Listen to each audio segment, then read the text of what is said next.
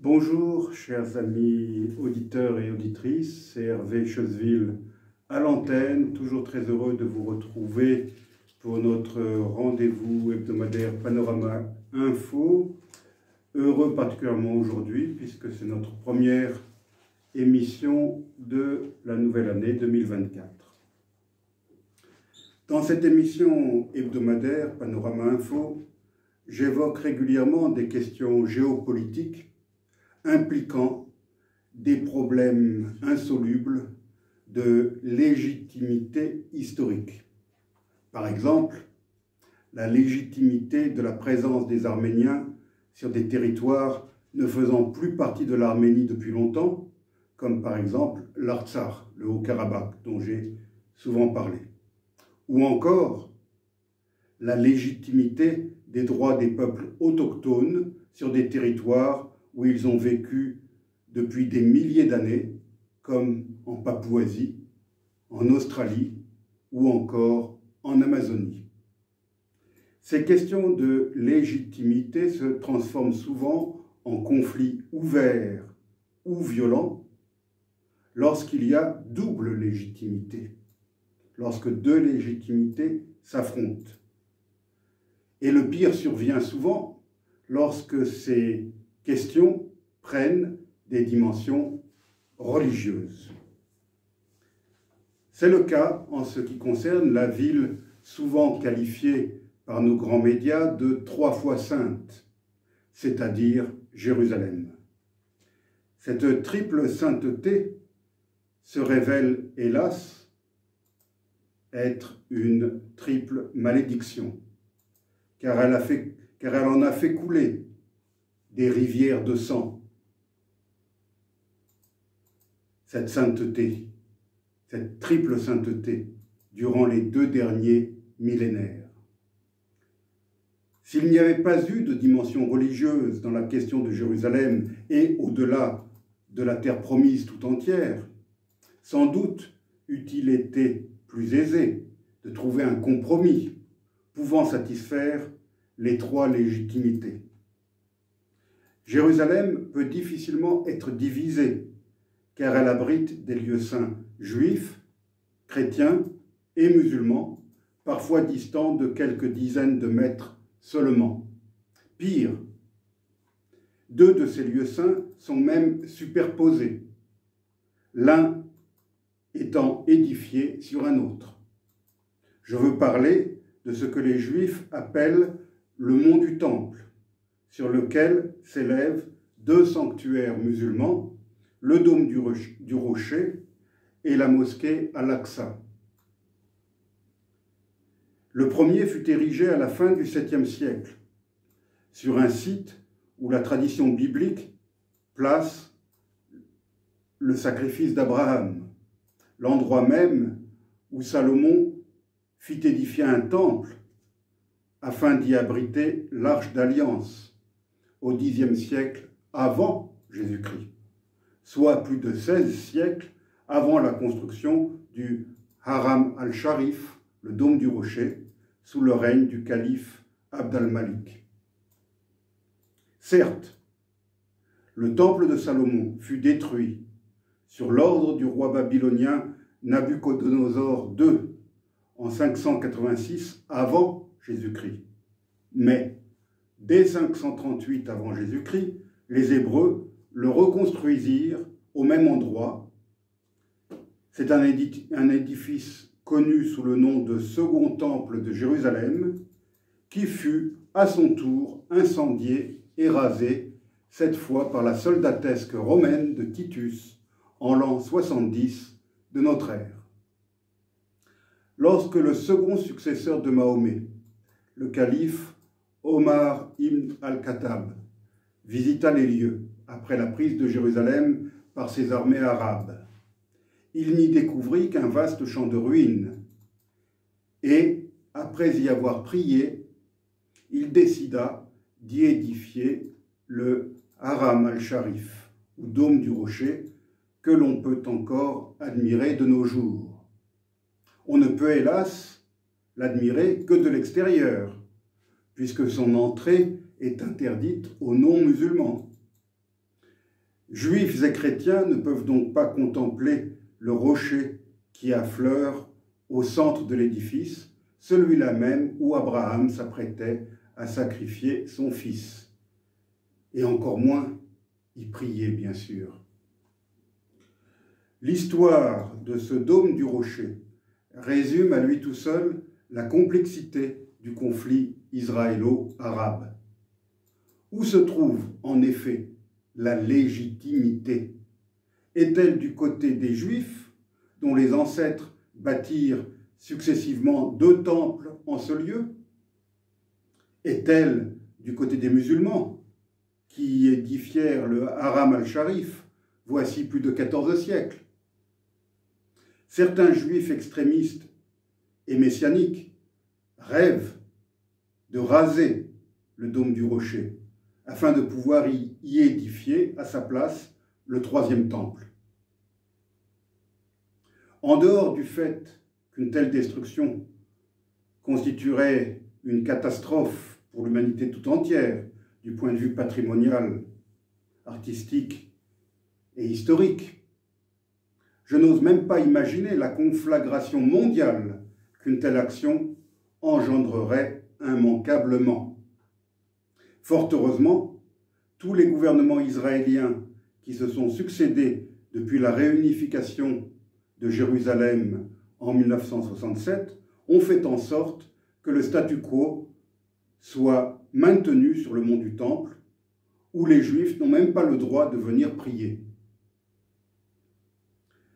Pour accomplir leur dévotion, ils doivent se contenter du mur occidental, surnommé par les non-juifs mur des lamentations. Les Hébreux l'appellent le Kotel, enfin les Juifs l'appellent le Kotel. Ce mur est en fait le mur de soutènement de l'esplanade où s'élevait le temple de Salomon et où s'élève depuis le Haram al-Sharif, le dôme du rocher. Ce statu quo est insatisfaisant, tant pour les uns que pour les autres, et il est source de tensions quotidiennes. Bien malin, celui qui pourrait imaginer une solution acceptable pour tous. Quiconque s'est rendu à Jérusalem, quiconque s'est promené dans les ruelles de la vieille ville ou sur l'esplanade des mosquées, sait qu'une éventuelle partition de la ville est impossible. Jérusalem doit rester indivisible et ses lieux saints devraient, suis-je tenté de dire, demeurer accessibles à tous. Le cas de Jérusalem n'est pourtant pas unique au monde, même si c'est sans doute le plus connu. Il est une autre ville sainte qui fait l'objet de revendications conflictuelles et où la tension est vive. Depuis le début des années 1990, Ayodhya est devenu le centre d'un conflit intercommunautaire entre musulmans et hindous. En effet, se trouvait dans cette ville la mosquée de Babri, ou aussi appelée mosquée de Babour, construite en 1528, à la place d'un temple hindou consacré à Rama.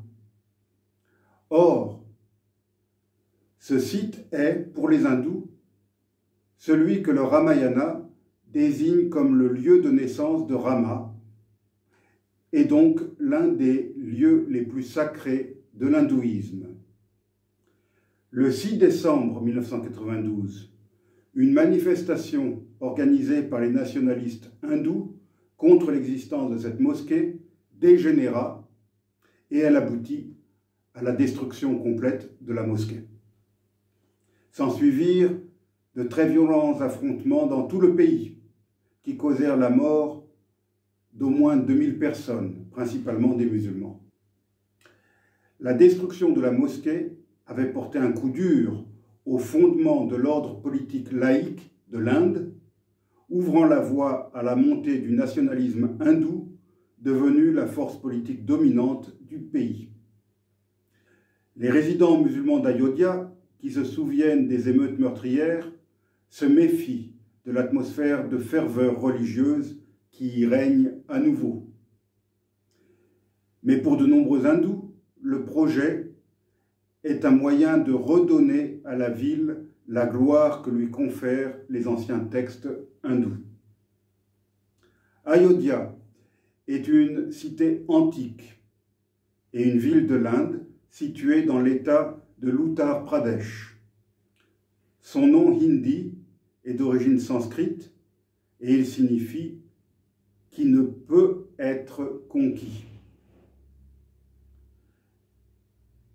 Cette ville de 50 000 habitants est située dans le nord de l'Inde, dans la périphérie de Faizabad, sur la rive droite du Gagra, à 500 km à l'est de New Delhi et à 160 km à l'est de Lucknow. Il s'agit d'une ville sainte de l'hindouisme.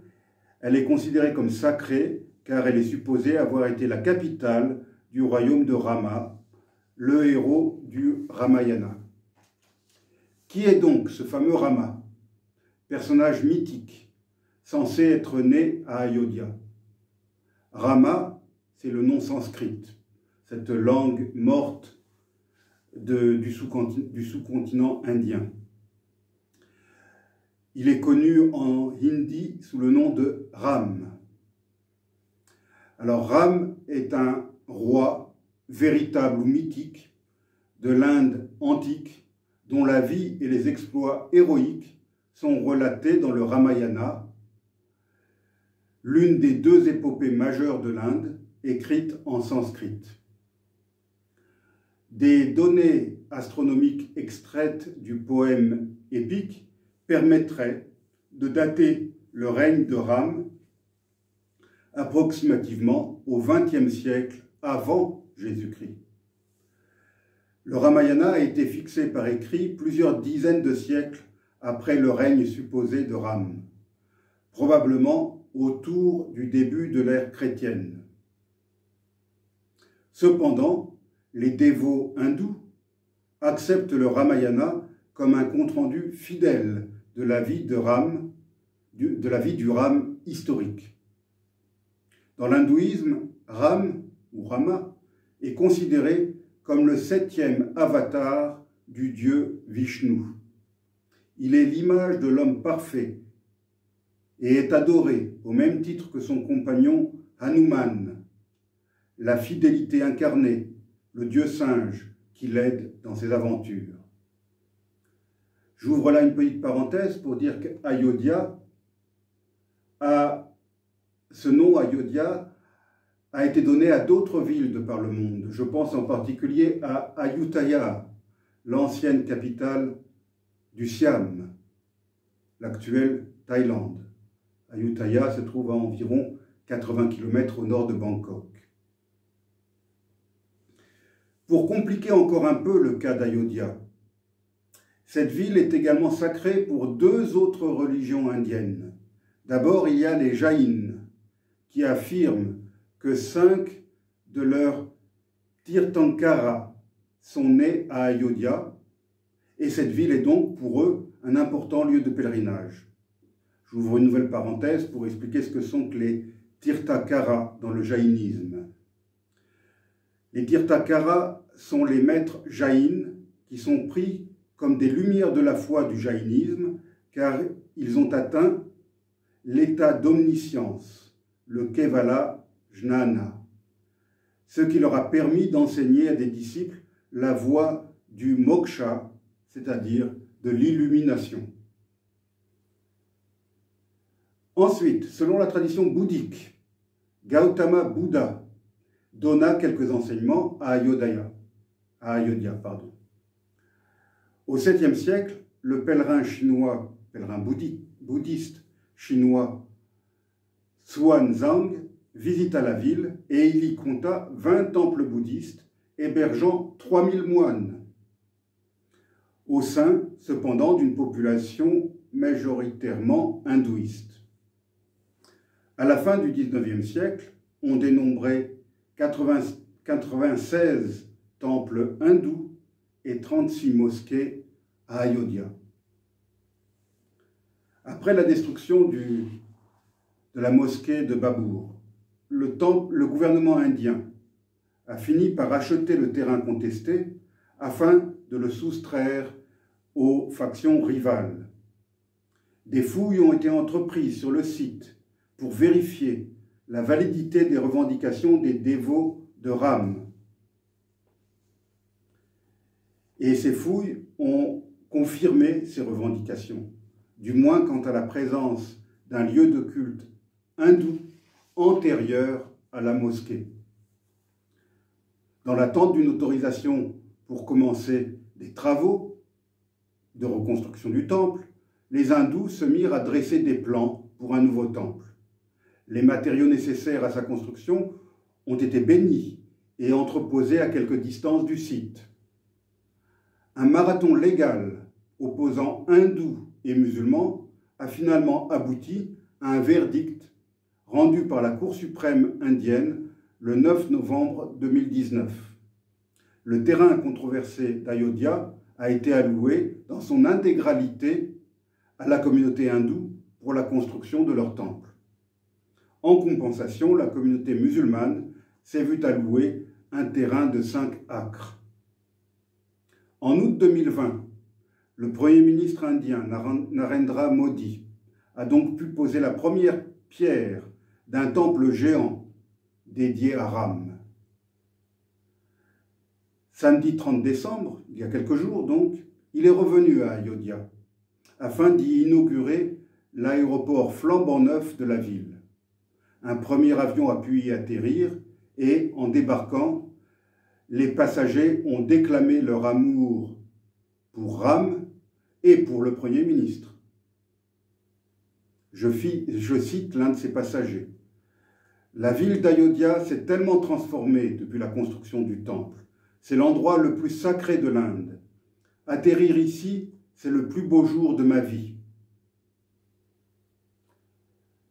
Un autre a déclaré, je cite toujours, « Narendra Modi est une nouvelle forme du dieu Ram. Il doit être vénéré non seulement à Ayodhya, mais dans tout le pays. » Le Premier ministre s'est offert une parade dans les nouvelles artères de la ville. Il a été acclamé par une immense foule. Dans son discours, Narendra Modi a déclaré devant des milliers de personnes que, je cite, « Si un pays veut atteindre de grands sommets, il doit prendre soin de son héritage. » Fin de citation. Le 22 janvier prochain est la date qui a été choisie pour installer les idoles religieuses dans le temple géant qui est en train de sortir de terre. Mais la visite du Premier ministre avait aussi des allures de campagne électorale, alors qu'il vise sa réélection en 2024. La construction du temple d'Ayodhya, d'un coût estimé à environ 220 millions d'euros, a contribué à renforcer son image de gardien de la religion majoritaire de l'Inde. Invoquant le risque d'un afflux ingérable de pèlerins pour l'inauguration, Narendra Modi a demandé aux hindous de ne pas venir y assister le mois prochain. « J'appelle tout le monde à célébrer la fête chez soi et à venir à Ayodhya plus tard », a-t-il ainsi lancé à la foule. Contrairement à Jérusalem, le problème d'Ayodhya a d'abord été réglé par la force d'une émeute populaire qui a conduit à la destruction d'une mosquée vieille de près de 5 siècles, avant d'être résolue par la voie légale. Mais cette solution était-elle satisfaisante pour tous? Certainement pas. Nul doute que la destruction de leur vieille mosquée a attisé la haine des Indiens musulmans envers leurs compatriotes hindous. Sans doute nourrissent-ils aussi des rêves de vengeance, même s'ils peuvent construire une nouvelle mosquée sur le terrain qui leur a été alloué.